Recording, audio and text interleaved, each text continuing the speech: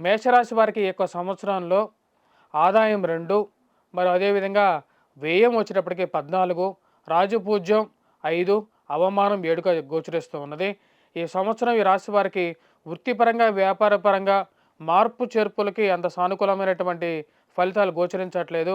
ముందుగా ఈ రాశిలో ఉన్నటువంటి వారికి ఏలినాటి శని ప్రభావం అనేది ఈ యొక్క సంవత్సరం రాబోతుంది. తద్వారా వచ్చేటప్పటికి అది ఖర్చు పరంగా కొన్ని కష్టాల్ని, నష్టాల్ని తెచ్చే విధంగా ఉంటుంది. ఒక అనుకూలమైనటువంటి వార్త ఏంటంటే, ఈ యొక్క సంవత్సరం రాహు యొక్క స్థితి సానుకూలమైనటువంటి ఫలితాలు ఇచ్చే విధంగా ఉంది. ఇది సానుకూలమైనటువంటి ఫలితాలు ఇవ్వగలుగుతుంది.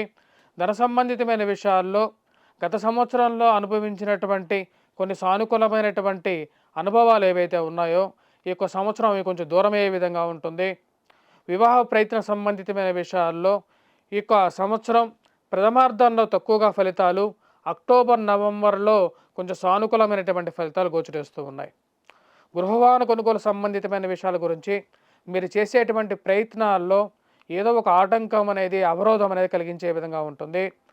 తండ్రి గారితో సంబంధితమైన విషయాల్లోనూ, తండ్రి గారితో సత్సంబంధితమైన విషయాల్లోనూ సానుకూలమైనటువంటి ఫలితాలు గోచరిస్తుంది. ఈ రాశిలో ఉండేటువంటి వారికి వృత్తిపరంగా, వ్యాపారపరంగా ఈ యొక్క సంవత్సరం సానుకూలమైనటువంటి ఫలితాలు కొంచెం సానుకూలంగా ఉండే విధంగానే గోచరిస్తూ ఉన్నది. ఇక రాశిలో ఉండేటువంటి వారు ముఖ్యంగా ఎటువంటి పరిహారాలు తీసుకోవాలి అనేది మనం చూద్దాం. ఈ రాశిలో ఉండేటువంటి వారి యొక్క సంవత్సరం ఏలినాటి శని ప్రభావ రీత్యా వెంకటేశ్వర స్వామిని పూజించడం అనేది ముఖ్యమైనటువంటి సూచన.